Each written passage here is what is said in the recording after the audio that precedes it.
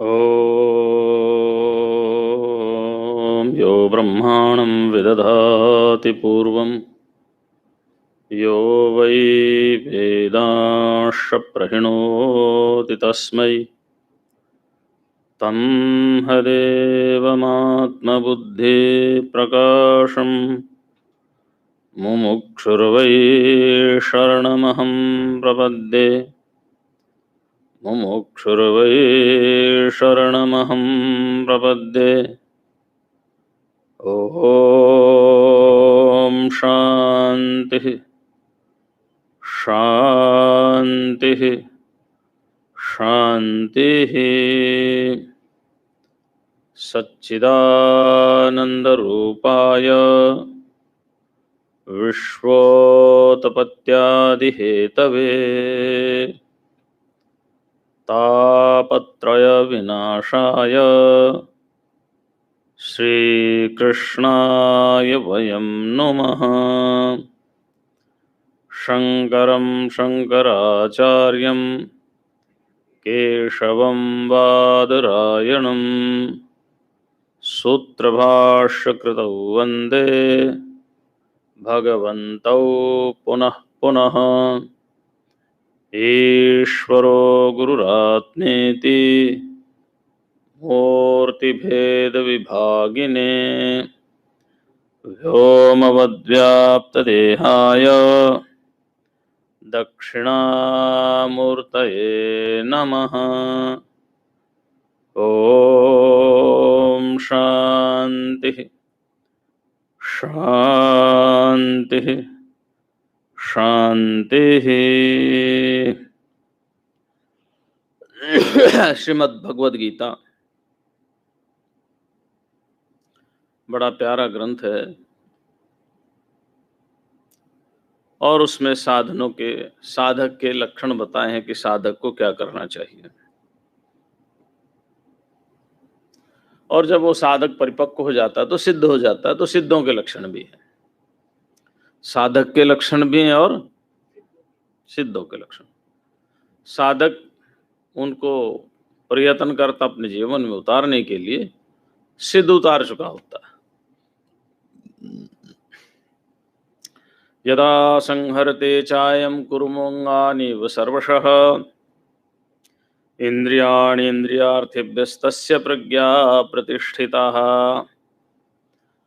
अब देखिए, भगवान श्री कृष्ण ने यहाँ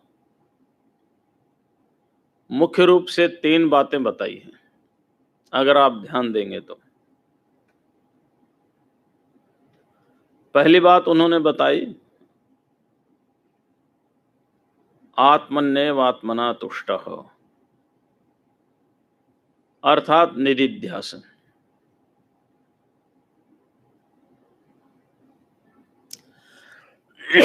निदिध्यासन क्या है? ध्यान। ध्यान क्या है? ध्येय चिंतायाम वर्ब रूट है, चिंतन करना। क्या चिंतन करना? कोहम कुत आयात कामे जननी कोमे तात। लेकिन ये तो निदिध्यासन नहीं, ध्यान नहीं है। ध्यान क्या है? मनोबुद्धि अहंकार चित्तानि, ये ध्यान है, ये निदिध्यासन है। यानी अपने ऊपर पूर्णता का बोध कराने की वृत्ति। मैं पूर्ण हूं, मैं सत हूं, मैं चित्त हूं, मैं आनंद। और आज जगतगुरु भगवान शंकराचार्य ने अनेक स्तोत्र भी लिखे हैं, बहुत लिखे हैं, प्रकरण ग्रंथ भी लिखे हैं निदिध्यासन के लिए। आत्मन्येवात्मना तुष्ट का अर्थ होता है कि विचार करो,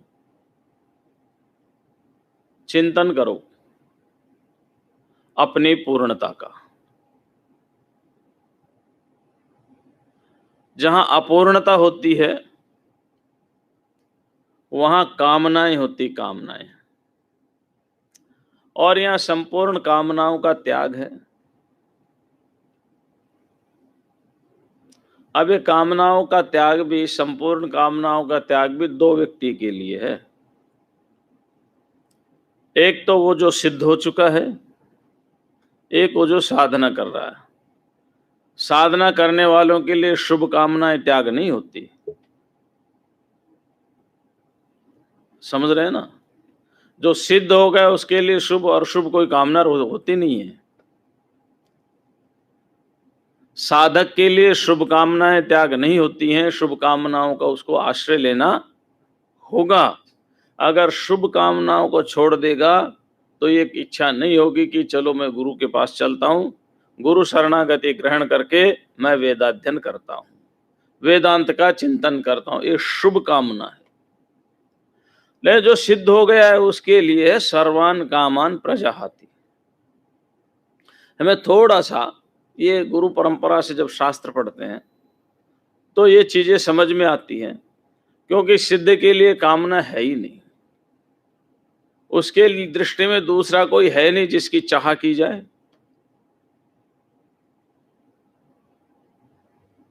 वो तो पूर्ण है, और पूर्ण को किसी की आवश्यकता नहीं होती है। इसलिए जो निदिध्यासन की बात कही कि ध्यान करो, ध्यान करते करते विचार करो, मैं सत हूं, असत नहीं हूं, मैं चैतन्य हूं, जड़ नहीं हूं, मैं पूर्ण हूं, अपूर्ण नहीं हूं, मैं आनंद स्वरूप हूं, दुख रूप। इसको वेदांतिक मेडिटेशन बोलते हैं ना। एक होता है योग का मेडिटेशन। योग के मेडिटेशन में चेतन परमात्मा का अवलंबन लेकर के और उसका निराकार सगुण रूप का चिंतन किया जाता है, और यहां अपना ही चिंतन किया जाता है अपनी ही पूर्णता के लिए। तो एक तो ये बात बताई, और दूसरी बात बताई भगवान ने मनोनिग्रह की, और तीसरी बात बताई इंद्रिय निग्रह, है ना। ये इंद्रिय निग्रह है। मनोनिग्रह क्या है? ये भी बड़ी विचार की बात है साधना के पक्ष में। यहां तो ये इंद्रिय निग्रह की बात कर रहे हैं ना, इसलिए मनोनिग्रह क्या है? मनोनिग्रह है, हम कहीं बैठे हैं, बात चल गई, किसी ने कह दिया तो बड़ा बेवकूफ है। एक बार कहा फर्क नहीं पड़ा, 2 बार 3 बार कहा तो हमारे दिमाग में उसका असर हो गया, हम वहां से लौट करके आ गए। अब वो व्यक्ति तो चला गया, अब हमारे अंदर मेरे को बेवकूफ कहा, मेरे को बेवकूफ कहा, मेरे को बेवकूफ कहा, मेरे को बेवकूफ कहा। अब उसके प्रति द्वेष की भावना पैदा शुरू हुई, समझ रहे ना आप? तो ये नहीं होनी चाहिए, ये नहीं होनी चाहिए। ये है मनोनिग्रह। हम कहीं बैठे हैं, वाद विवाद तर्क वितर्क हुआ, किसी कारण हम किसी का उत्तर नहीं दे सके। अब आकर के हम विचार करें कि उसको कैसे उत्तर दिया जाए, कैसे उसकी बात को काटा जाए। बात खत्म हुई, वो व्यक्ति चला गया, 2 लोग बैठे थे वो भी चले गए, लेकिन वो व्यक्ति, वो लोग और उसकी बात मेरे मन में नहीं गई, मेरे मन से वो गई नहीं अभी। तो वह व्यक्ति जिससे तर्क हो रहा था, वो व्यक्ति जो वहां पर बैठे हुए थे, और वो बातें जिससे तर्क की, वो बातें वो हमारे दिमाग में ना रहे, इसी का नाम मनोनिग्रह है। इसलिए हमारे महात्मा लोग, पहले हम पढ़ते थे तो बोलते थे महात्मा लोग ऐसा क्यों बोलते हैं, होता ना शुरू शुरू में। लेकिन एक बात बोलते थे, अच्छे महात्मा गंगोत्री में रहते थे, वो कहते थे तर्क से बचो। क्यों बचो? क्योंकि तर्क में फ्रस्ट्रेशन होता है, तर्क में द्वेष बढ़ता है, तर्क में बुद्धि की चंचलता बढ़ती है और तर्क व्यक्ति को साधना में रोक देता है। हमारे निरुक्त के आचार्य हुए यास्क, उन्होंने एक बात कही बड़ी प्यारी कि समय बहुत खराब आने वाला है, ये ऋषि महर्षि रहेंगे नहीं, उस समय लोगों को उपदेश कौन देगा? जब भगवान के पास गए सब, तो भगवान ने कहा तर्कम ते प्रयच्छामि, मैं तुम्हें तर्क देता हूं, तर्क से निर्णय कर लेना, है ना। देखिए आप, निरुक्त में लिखा है तर्कम ते प्रयच्छामि, मैं तुम्हें तर्क देता हूं, तुम तर्क से निर्णय करना है कि कौन सही और कौन सही नहीं। एक बात, जब हम किसी वस्तु का निर्णय करते हैं, देखिए विचार कीजिए, साधना में और साधारण जीवन में कहीं ऐसा ना हो कि हम तर्क करना ही बंद कर दें, ना, इसलिए मैं सारी बातें बता रहा हूं। साधना में और साधारण जीवन में वेदांत ये कहता है कि तत्व का निश्चय ऊहापोह पूर्वक करना चाहिए। ऊहापोह मन तर्क। न्याय कहता है कि तत्व निर्णय विचार पूर्वक करना चाहिए, तर्क पूर्वक करना चाहिए। जब तर्क पूर्वक ही तत्व का निर्णय होना है तो तर्क से दूर कैसे रहें? वेदांत में एक सूत्र है, तर्को प्रतिष्ठा। तर्क की कोई प्रतिष्ठा। आज कोई ज्यादा बुद्धिमान आया, उसने मेरी बात को काट दिया, कल उससे कोई ज्यादा होगा तो उसकी बात को काट देगा।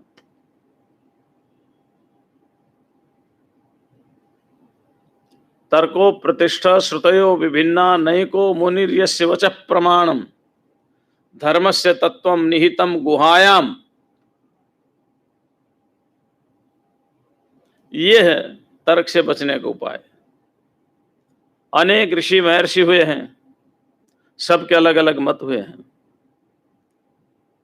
तर्क की कोई प्रतिष्ठा नहीं है। अनेक प्रकार की श्रुतियों में अनेक वाक्य भगवत गीता में ही है। भगवत गीता में 7वें अध्याय में कहा है अव्यक्तम व्यक्ति मामपन्नम मन्यन्ते माम अबुद्धय। मैं अव्यक्त हूं और जो मुझको व्यक्त रूप में मानता हूं बुद्धिहीन है।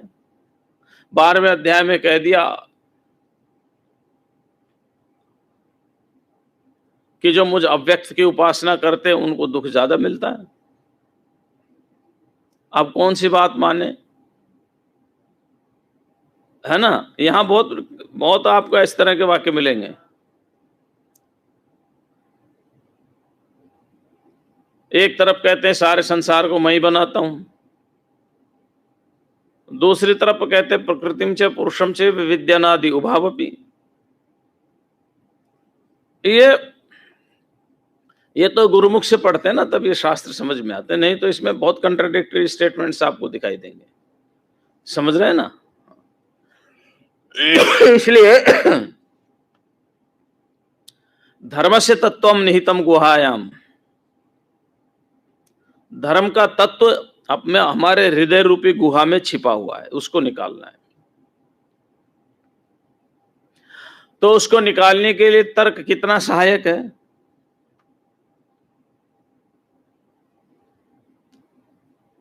तर्क कितना सहायक है। जब तर्क आधार से युक्त होता है तो सहायक हो जाता है और आधार से रहित होता है तो वो बाधक हो जाता है। हमारा लक्ष्य क्या है, उसके आधार पर तर्क होना चाहिए। हम किसको परास्त करें किसको नहीं करें उस आधार पर तर्क नहीं। वस्तु तत्व के निर्णय के लिए संशय है, संशय ही नहीं है जीवन। इसलिए संशय की निवृत्ति हो, तर्क से दूर रहें, वाद विवाद से दूर रहें, साधना बढ़िया चलेगी। मन में विक्षोभ नहीं होगा, मन में चंचलता नहीं आएगी, ये मनोनिग्रह है। और यहां बात कर रहे हैं इंद्रिय निग्रह की। अगला श्लोक है मनोनिग्रह का। विषया निवर्तन्ते निराहार से देहिन रसवर्जम रसोप्य से परम दृष्टवा निवर्तते। तो यह इंद्रिय निग्रह है। कैसे इंद्रिय निग्रह है देखिए, यदा संहरते चायम कुर्मंगानि सर्वशः इंद्रियाणि इंद्रियार्थेभ्यस्तस्य प्रज्ञा प्रतिष्ठिताः। अब देखो एक बात है, आप क्रम से ऊपर से नीचे तक आइए, है ना। जैसा आप ऊपर से नीचे आइए हमारे शरीर के अंदर से, है ना। आत्मा है, आत्मा के बाद बुद्धि है, बुद्धि के बाद मन है, मन के बाद इंद्रियां हैं, इंद्रियों के बाद इंद्रियों के विषय हैं। समझ रहे हैं ना आप। आइए मन बीच में है, बुद्धि आत्मा इंद्रिय और इंद्रियों के बीच में मन है। अगर ये मन इंद्रियों की तरफ खींचेगा तो इंद्रियों के विषय को ग्रहण करेगा। समझ रहे हैं ना आप। अगर ये मन इंद्रियों को खींचेगा, इंद्रियों की तरफ जाएगा तो क्या करेगा, इंद्रियों के विषय को ग्रहण करेगा। अगर ये मन बुद्धि की तरफ खींचेगा तो क्या करेगा, आत्मा को ग्रहण करेगा। आपको मन का संहार करना है। इंद्रियों की तरफ कर दोगे तो विषय आ जाएंगे, और बुद्धि की तरफ कर दोगे तो आत्म तत्व की उपलब्धि हो जाएगी। यही है इंद्रियाणि इंद्रियार्थेभ्यः, है ना। मन ही तो है ना। योग वासिष्ठ में यही तो कहा है कि मन एवं मनुष्याणाम कारणम बंध मोक्षयो बंधाय विषयाशक्तः निर्विषयम मुक्तये स्मृतः। मन ही मनुष्य के बंधन का कारण है और मन ही मनुष्य के मोक्ष का कारण है। विषयों से बंध गया तो बंधन हो गया, विषयों से रहित हो गया तो मुक्ति का मार्ग प्रशस्त हो गया। मन इंद्रियों से बंध गया, इंद्रियों के विषय आ गए, जन्म मरण का चक्कर चालू हो गया। मन बुद्धि से बंध गया, बुद्धि में आत्मा का प्रतिबिंब है तो मन आत्मा को ग्रहण करने वाला हो जाएगा। ये इंद्रिय निग्रह है, इंद्रियों को वश में करना। यही बात यहां पर कही है। जैसे कुर्म की क्या विशेषता है, ऊपर से बहुत कठोर होता, अंदर से बहुत मुलायम होता। कभी आपने हाथ में पकड़ के देखा? नहीं देखा होगा। अरे तालाब, हमारे यहाँ तो अभी बहुत तालाब में कई निकल आए थे, उनको जमीन से उठा करके तालाब में डालते थे, फिर आ जाते थे। तो हमने देखा है ऐसा क्यों करते हैं। कुर्म की कुछ विशेषताएं होती हैं। एक तो अंदर से बहुत मुलायम होता है, बाहर से बहुत कठोर होता है। साधक भी ऐसा ही होता है। भवभूति ने भगवान राम के विषय में कहा, वज्रादपि कठोराणि मृदूनि कुसुमादपि। ये महापुरुषों का चित्त कैसा होता है, वज्र से भी कठोर होता है और कोमल से, फूल से भी कोमल होता है। बड़ा विलक्षण है महापुरुषों का चरित्र, बड़ा विलक्षण। वही रावण का वध करने के लिए एक क्षण भी पश्चाताप नहीं करते, ना उनकी आंखों में आंसू आते हैं, बड़े कठोर हो जाते हैं। और सबरी के जहां जाते हैं तो वही राम जब राजा गुह्य को गले लगाते तो आंखों में पानी ले आते हैं। लेकिन जब कुंभकर्ण का वध करते हैं तो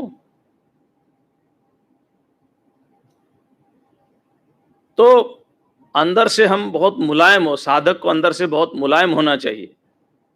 तो काम क्रोध लोभ मोह मद मत्सर रूपी असुर जब हमारे ऊपर आक्रमण करें तो हम बहुत कठोर हो जाएं। लेकिन प्रेम दया करुणा स्नेह ये हमारे अंदर भरे हुए होने चाहिए। तो कछुआ भी ऐसा ही है, पांचों दिशाओं को अपने आप में समेट लेता है, चारों पैरों को और मुख को। हमें भी पांचों इंद्रियों को समेट करके अंदर कर लेना चाहिए। इंद्रियाणि इंद्रियार्थेभ्यः, इंद्रियों के अर्थों से हम समेट लें। इंद्रियों का अर्थ क्या है? शब्द स्पर्श रूप रस और गंध, ये इंद्रियों के अर्थ हैं। जब ये इंद्रियों के अर्थ से इंद्रियों को हम हटा लेंगे, उसी के लिए कछुए का दृष्टांत है। कछुए की विशेषता क्या है? कछुआ आलस्य रहित होता है। कछुए में आलस नहीं होता। खरगोश चलता रहता है, थक जाता है, लेकिन कछुआ चलता ही रहता है, चलता ही रहता है, चलता ही रहता है। एक बात। दूसरे, कछुआ बहुत जल्दी नहीं करता, धीरे धीरे धीरे धीरे, रुकता नहीं हो, बहुत जल्दी नहीं करता। साधक को भी हड़बड़ी नहीं करनी चाहिए कि आज ध्यान करूं तो आज ही परमात्मा आ जाए, है ना, आज ही मेरा मन कंट्रोल हो जाए। उसको धैर्य पूर्वक निरंतर अभ्यास करना पड़ता है, कछुए की गति की तरह से, धीरे धीरे धीरे धीरे धीरे धीरे, रे मना धीरे सब कुछ होय, माली सींचे सो गड़ा, ऋतु आए फल हो। अगर माली 1000 घड़े से भी पौधे को सींचने लग जाएगा तो फल फूल जल्दी आने वाले, वो तो समय आएगा तभी आएंगे। तो धीरे धीरे रे मना, हे मन तू धीरे धीरे चल, धीरे सब कुछ होय, माली सींचे सो गड़ा, ऋतु आए फल हो। फल तो ऋतु के आने पर ही आएंगे। ऐसे हमें कछुए की तरह अपनी गति को धीरे धीरे ले चलना चाहिए और रोकना नहीं चाहिए। निरंतरता है उसमें, कंटिन्यूटी है, धैर्य है उसमें। और कछुए की एक बात और है, हम अभी कुछ महीने भर पहले की घटना है, 3-4 कछुए आ गए तालाब से निकल करके। हमारे आश्रम के पास ही बहुत बड़ा तालाब है। जब छोटे बच्चे खेलने आते तो पूछते हैं क्या, हम उसको कहते हैं ये बेफेलो स्विमिंग पूल है ना। तो हम उनको उठा करके पानी में डाल देते हैं, 2-3 घंटे बाद फिर वो बाहर आ जाते हैं, फिर पानी में डालते हैं, फिर बाहर आ जाते हैं, रात को पानी में डालते हैं, सुबह बाहर कहीं मिलते हैं। क्यों? क्योंकि कछुए की एक विशेषता यह है कि वो देखता है कि ये तालाब सूखने वाला है, 50 किलोमीटर भी कोई तालाब होगा ना, उसको पता चल जाता है वहां चलो, और वो अपने लक्ष्य की ओर चल देता है। ये उसकी विशेषता है, परमात्मा ने दी है। जैसे परमात्मा ने उसको हथियार दिया है, ऊपर से कठोर बनाया है, ऐसे परमात्मा ने उसकी ये विशेषता दी है, वो चल देता है। और कभी भी देखना, कछुआ रास्ते से नहीं जाता, हट करके जाता है। ऐसे ही साधक को भीड़ से थोड़ा सा हाँ, नहीं तो तर्क वितर्क होगा, कोई बड़ाई करेगा तो बैठ जाएंगे, कोई बुराई करेगा तो फिर अलझ जाएंगे, अटक जाएंगे और उलझ जाएंगे। दो ही काम होगा ना, कोई बड़ाई करेगा तो अटक जाएंगे, और कोई बुराई करेगा तो रुक जाएंगे, मन में क्षोभ पैदा हो जाएगा। और अपना लक्ष्य ध्यान में रखना चाहिए। लक्ष्य, मेरा लक्ष्य क्या है? निरंतर गति अपने लक्ष्य की ओर जाती रहनी चाहिए। ये यहां कुर्म का उदाहरण दिया इसलिए। तो हमारा मन बीच में है, नीचे की तरफ इंद्रिया और इंद्रियों के विषय हैं, ऊपर की तरफ बुद्धि और आत्मा है। हमें अपने मन को इंद्रिय और इंद्रिय के अर्थों से हटा करके बुद्धि, बुद्धि से आत्मा की ओर ले जाना चाहिए। इंद्रियाणि इंद्रियार्थेभ्यस्तस्य प्रज्ञा प्रतिष्ठिता, उसकी बुद्धि प्रतिष्ठित होती है, अर्थात वह ब्रह्मज्ञानी हो जाता है, अर्थात वह जीवन मुक्त। ये जीवन मुक्त के लक्षण है ना। ये किसके लक्षण है? जीवन मुक्त के लक्षण है। देखिए आगे क्या कहा है, ये मनोनिग्रह की बात है महाराज। विषया विनिवर्तन्ते निराहारस्य देहिन, रसवर्जम रसोप्यस्य परम दृष्ट्वा निवर्तते। अब देखो,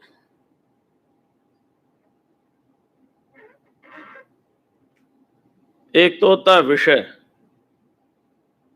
और एक होता है विषय का रस, है ना। विषय और विषय का रस। विषय का रस तो आस्वादन जिसको हो गया है, उसको विषय उपस्थित हो या ना हो, विषय के रस में उसकी आसक्ति बनी ही रहेगी। अब कहते हैं कि महाराज हम भोजन ही नहीं करेंगे, जब भोजन ही नहीं करेंगे तो हमें विषय सताएंगे नहीं। विषय तो नहीं सताएंगे, लेकिन विषय का रस जो दिमाग में बैठा है उसका क्या करोगे? वो तो सता रहा है। तो विषया विनिवर्तन्ते, विषय तो हट जाते हैं। निराहार से देहिन, जिसने भोजन नहीं किया। अब यह भोजन का अर्थ क्या है? शब्द, स्पर्श, रूप, रस और गंध। शब्द, स्पर्श, रूप, रस और गंध, ये हमारा आहार है।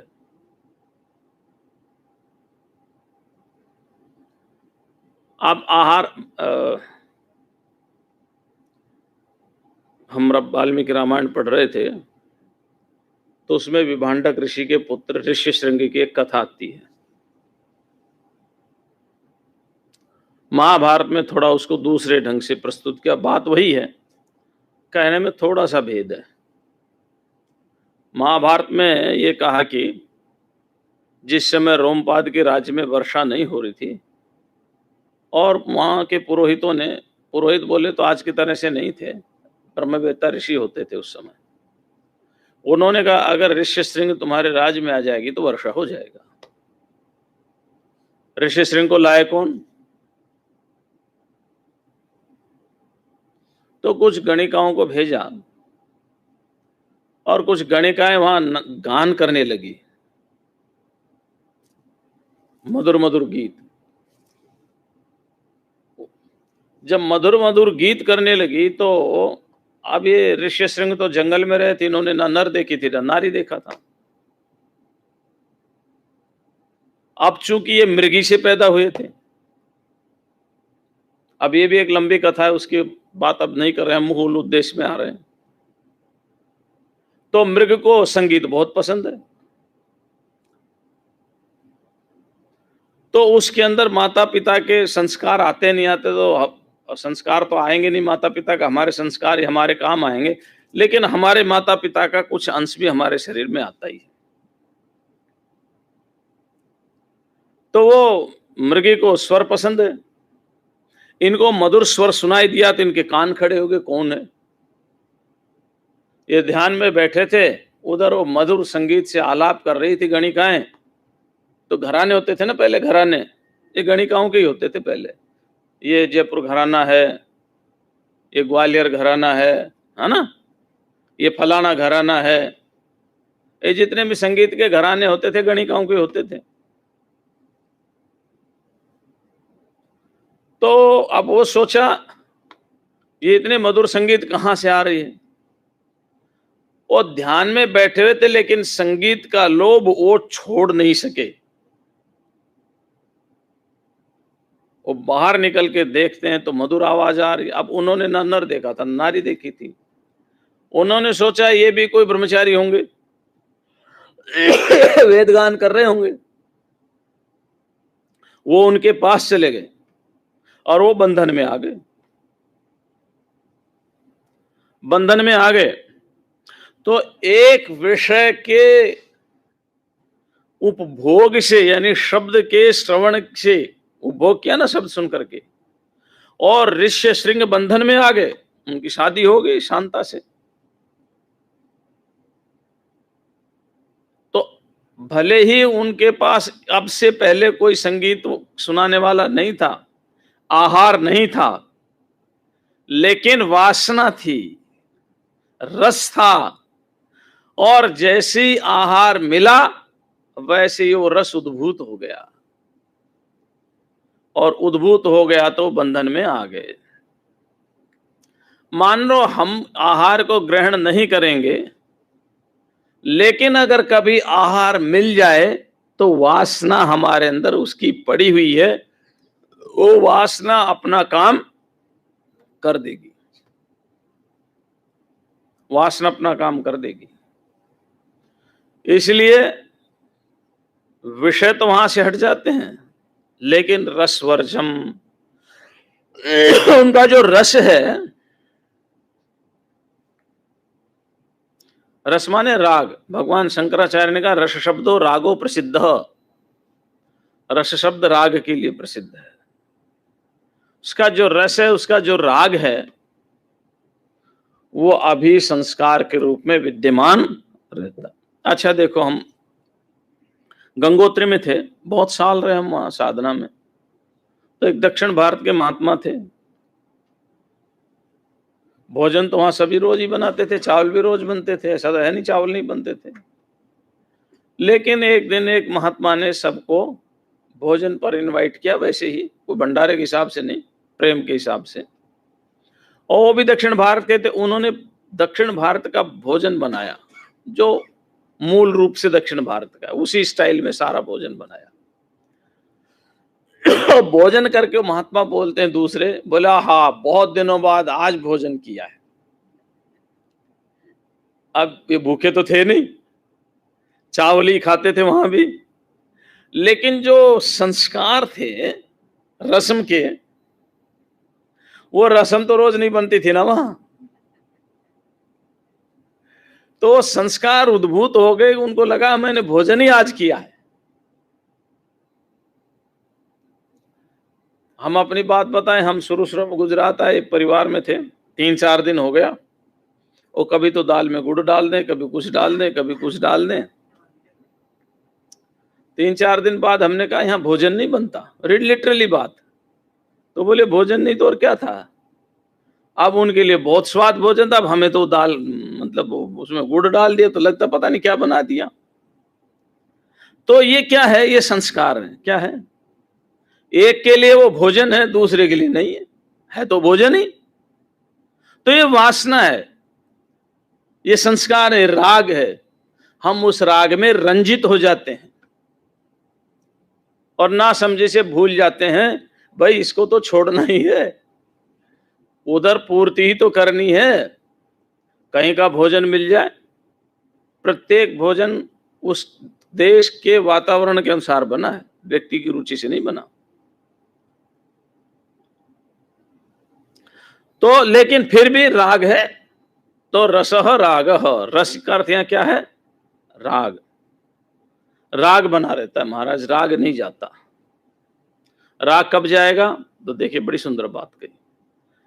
अस्य रागः रसः, अस्य रसः परम दृष्ट्वा निवर्तते, अस्य साधकस्य। समझ रहे ना आप, इस साधक का जो राग कब जाएगा, जब परम को देख लेगा। श्रुति में क्या कहा है,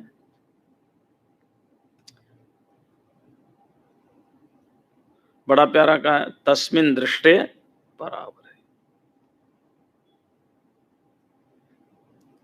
इसके सारा संशय दूर हो जाता। क्षीयन्ते चास्य कर्माणि, भिद्यते हृदय ग्रंथिश्छिद्यन्ते सर्व संशयाः, क्षीयन्ते चास्य कर्माणि तस्मिन् दृष्टे परावरे। ऐसा श्रुति में कहा। भिद्यते हृदय ग्रंथि, हृदय की गांठ टूट जाती है। क्या है हृदय की गांठ, हमने बहुत गांठ बना रखी हृदय में, बहुत गांठ बना रखी, लेकिन उन सारी गांठ का आधार एक ही है, हमारा ज्ञान। जातिगत गांठ है, प्रांतगत गांठ है, भाषागत गांठ है ना, गोत्र की एक गांठ है, मैं और मेरे की एक गांठ है। समझ रहे हैं ना, बहुत गांठें हैं हमारे अंदर, काम की, क्रोध की, लोभ की, मोह की, मद की, मत्सर की, तमाम गांठें हमने बांध रखी है। अब उसको खोलना है। एक कथा है, महात्मा लोग सुनाते हैं। एक राजकुमार था रेगिस्तान में, शायद बाड़मेर का राजकुमार रहा होगा, रेगिस्तान वही है। वो बाहर बैठा हुआ था अपने महल के, और ऊंट जा रहे थे रुई भर करके, रुई जो होती है ना कॉटन, उससे भर करके, और ऊंट जा रहे थे। उस समय मशीन तो थी नहीं जो रुई को अच्छी तरह से काट दे। वो ऊंट देख रहा था, 1 गया, 2 गया, 200 गए, 300 गए, 400 गए, 1000 गए।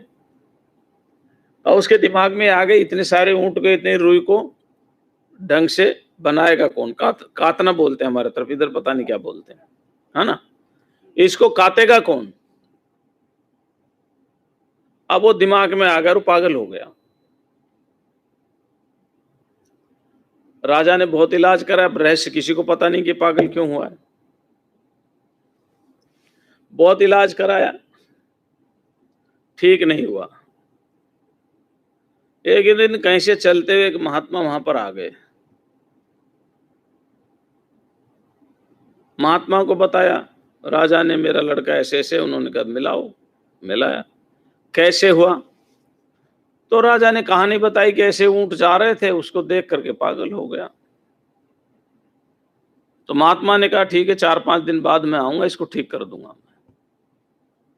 महात्मा तो चले गए। महात्मा तो उस समय इलाज करना नहीं चाहते थे, क्योंकि उस समय इलाज होता नहीं अगर करते तो। और आकर के बैठे, राजा को बोले, लड़के को बैठा दिया पास में। राजा कहानी सुनाने लगे। एक बार बहुत सारे ऊंट यहां से जा रहे थे रुई से भर भर के, और बड़ा दुख हुआ, मैं वहीं गया था, वो सारे की सारी रुई में आग लग गई। क्या हो गया? आग लग गई। लड़का बोलता जल गई रुई? बोले हाँ, सारी जल करके भस्म हो गई, और लड़का ठीक हो गया। ये जो राग है ना, राग, ये बड़ा सूक्ष्म रूप से पीछे करता है। तो जैसे रुई के आग लगने से राजकुमार के दिमाग का ठीक हो गया, ऐसी संसार की विषय वासनाओं के आग लगने से हम भी ठीक हो जाते हैं, लेकिन उस परम परमात्मा का दर्शन करके। भिद्यते हृदय ग्रंथि, हृदय की जो ग्रंथि है उसका भेदन हो जाता है। छिद्यन्ते सर्व संशयाः, फिर संशय नहीं रहते। संशय कब तक है? जब तक किसी के पास अंधेरा है, रस्सी पड़ी हुई है, हम एकदम घबरा जाते सांप, तो ये संशय कब तक बना रहेगा? जब तक हम उसके पास नहीं जाएंगे।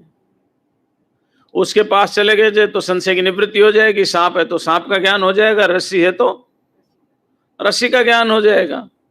संशय तो मिट जाएगा ना, रस्सी है या सांप है। ऐसे जब हम परमात्मा के पास चले जाएंगे तो सारा संशय मिट जाएगा। और परमात्मा के पास जाने से पहले हमारा सारा संशय बना रहेगा, सारा।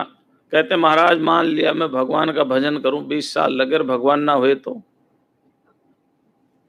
किसी ने देखा भगवान है या नहीं है? आप ही तो कह रहे हो भगवान है, और ना हुए तो मेरे 20 साल तो बर्बाद हो गए ना। ये संशय, ये संशय। मैं सत्कर्म करूं और मुझे उसका पुण्य ना मिले, फल ना मिले, पुनर्जन्म हो ही ना, फिर क्या करोगे? तो ये जो संशय है, ये सारे संशय उसके मिट जाते हैं जब परावर का दर्शन कर लेता है। विद्यते हृदय ग्रंथि छिद्यन्ते सर्व संशयाः क्षीयन्ते चास्य कर्माणि, कर्म भी नष्ट हो जाते। कौन से कर्म? पाप कर्म भी। और हाँ, अब कहते महाराज क्या भगवान नष्ट नहीं कर देते? हमें ही करना पड़ता है। देखो ऐसा है, एक समझ है, कोई चीज नष्ट तो होती नहीं।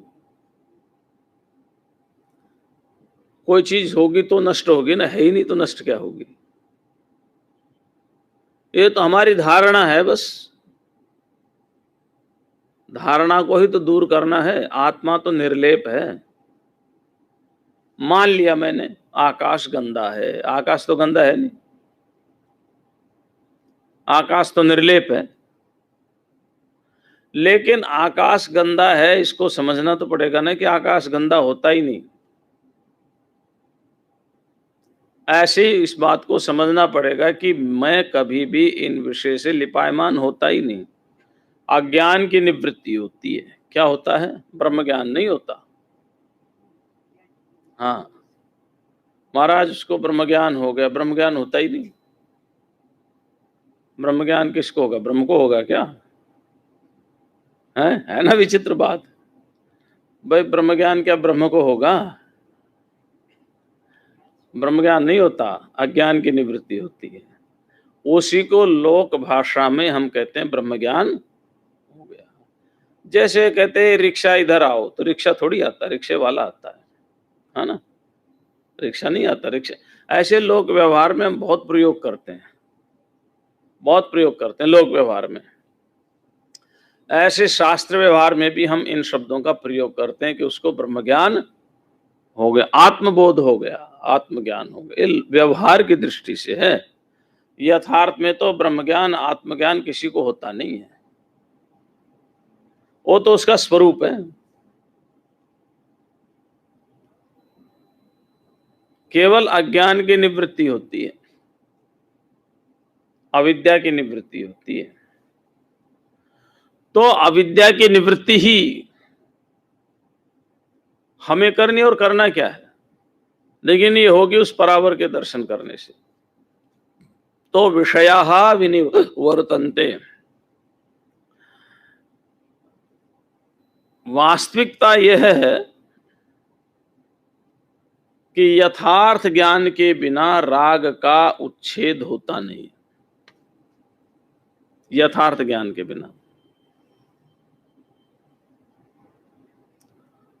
वो एक बंगाली था, बंगाली,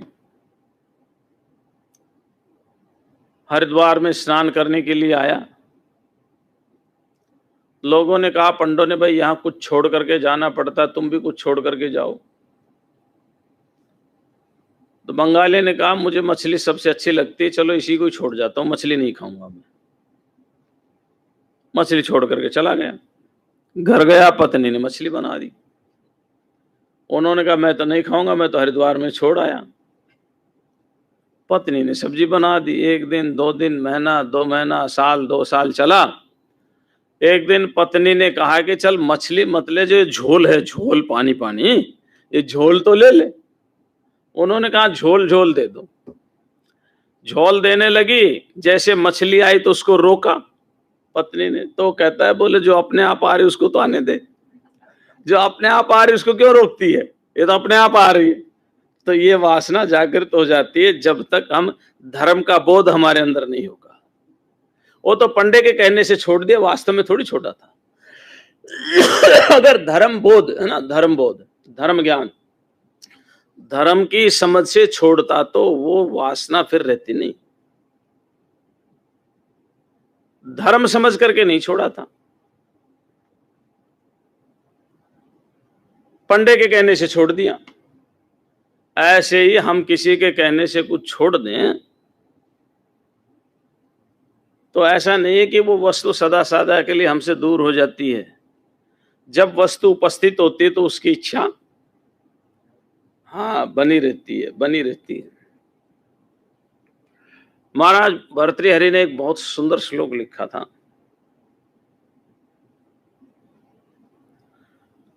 वो लिखा,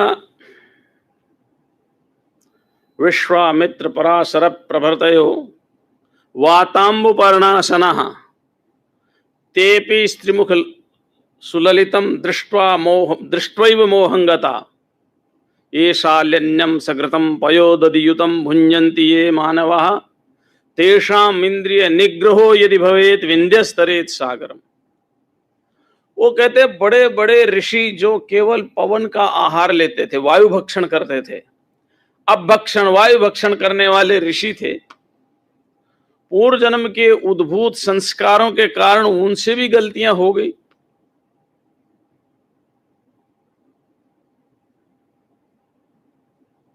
जो रोज शाल्यन्यम, शालीधान, चावल की एक वैरायटी शाली, सघृतम घी के साथ, पयोदधियुतम दूध और मक्खन और ये सब मलाई खाते हैं, और वो कहते हैं कि मैं अपने आप को कंट्रोल कर लूंगा तो समझो विंध्य पर्वत को सागर में लेकर के उस विंध्य पर्वत से सागर पार करना चाहते हैं। ऐसा भर्तृहरि ने लिखा, ये श्लोक लिखा उन्होंने। विश्वामित्र पराशर प्रभृतयो वाताम्बुपर्णासनः तेऽपि स्त्रीमुखपङ्कजं सुललितं दृष्ट्वैव मोहङ्गता ये शाल्यन्यं सकृतं पयोदधियुतं भुञ्जन्ति ये मानवाः तेषाम् इंद्रिय निग्रहो यदि भवेत् विन्ध्यस्तरेत् सागरम। तो इंद्रिय निग्रह की विधि है हमारे शास्त्रों में, और वो विधि है एक कूर्म अंगानीव की तरह से।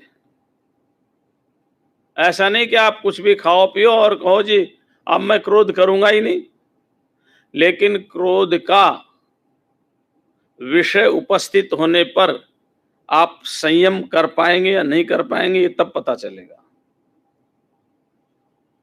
सत्यव्रत, महाराजा सत्यव्रत नहीं, प्रियव्रत, सत्यव्रत के समय तो मत्स्यावतार हुआ था। प्रियव्रत की बात बता रहा हूं, भागवत का प्रकरण है। प्रियव्रत ने कहा मैं विवाह नहीं करूंगा, मैं विवाह नहीं करूंगा। बहुत समझाया, नहीं करेंगे तो नारद जी आगे चलो सन्यास की दीक्षा दे देते हैं, नहीं करना तो। और प्रियव्रत को सन्यास के लिए तैयार ही कर रहे थे कि इतने देर में मनु महाराज आ गए। उठ करके स्वागत सत्कार किया। प्रियव्रत को कहने लगे भाई शादी कर लो, विवाह कर लो। मना कर दिया तो फिर ब्रह्मा जी आ गए उसी समय। अब नारद जी के पिता भी आ गए। नारद जी कैसे कहे भाई पिताजी आ गए, तो ब्रह्मा जी ने समझाया। तो नारद जी ने कहा देखो ब्रह्मा जी चारों वेद है, समझो, जो वेद की आज्ञा उसका पालन करो। तो क्या समझाया ब्रह्मा जी ने, जो मूल बात मैं बता रहा हूं ये समझाया कि प्रियव्रत गृहस्थ एक किला है। क्या है? किला है। जैसे राजा अपने किले में सुरक्षित रहता है, ऐसे गृहस्थ भी अपने किले में सुरक्षित रहता है, व्यक्ति गृहस्थ में।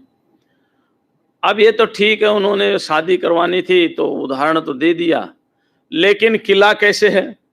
अब देखो, एक सन्यासी मान लो जंगल में जा रहा, कोई कुछ कर दे, कोई अपमान कर दे, तो साल में एक ही बार अपमान होता है, 2 बार हो जाएगा। और गृहस्थ का बच्चा कहना नहीं मानता, पत्नी कहना नहीं मानती, पति अपनी मर्जी से चलता है, नहीं ससुर अपनी मर्जी से चलती है, सास अपनी मर्जी से चलता है। रोज रोज रोज रोज ये कितना कलह होता है, विचार करो। और आदमी उसमें रहता है या नहीं रहता है? रोज रोज कलह होता है, फिर भी आदमी वहीं रहता है।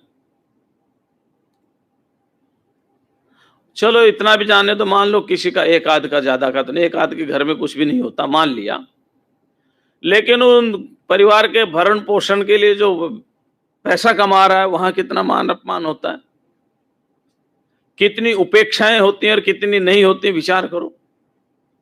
तो पल पल पर वहां अपने अहंकार को, अपने अपमान को परीक्षा करने का समय आता है। लेकिन समझदार व्यक्ति परीक्षा कर लेता है, ना समझदार व्यक्ति सोचता है संसार है ऐसे ही चलता है, ऐसे ही चलता रहेगा, उसमें रच पच जाता है, रच पच जाता है। नहीं तो मान अपमान का जितना अनुभव एक गृहस्थी को होता है उतना एक साधु को नहीं हो सकता। रेयर केस में साधु को गालियां मिलती नहीं तो गले में माला ही मिलती है। हाँ, अगर वो साधु है तो। अगर साधु नहीं है तो उसकी तो हम कोई बात कहते नहीं, कि कपड़ा तो कोई भी पहन ले, इसके ऊपर कोई हमने रजिस्ट्रेशन तो कराया नहीं, बाजार में मिलता है कि कोई भी जाए दुकान से खरीदे पहन ले। और हमारे जो अलवर जिले में तो कई तो जो मेव हैं मुसलमान, वो ये कपड़े पहन करके जोगी का रूप धारण करके घूम ही रहे हैं, तो इस पर कोई रजिस्ट्रेशन तो करवाए नहीं। मैं साधु की बात कह रहा हूं। अगर सच में साधु है तो उसको सम्मान ही मिलता है। रेयर केस में कभी कभी उसको, अब वो अपना परीक्षण कब करे कि मेरे अंदर क्रोध आता है या नहीं आता है ना। फिर भी साधु को सावधान रहना चाहिए, सजग रहना चाहिए और इंद्रिय निग्रह करना चाहिए। अब इंद्रिय निग्रह कैसे हो, मनोनिग्रह कैसे हो, निधिध्यासन कैसे हो, इन सब की चर्चा कल करेंगे। आज इतना ही। ओम शांति शांति शांति।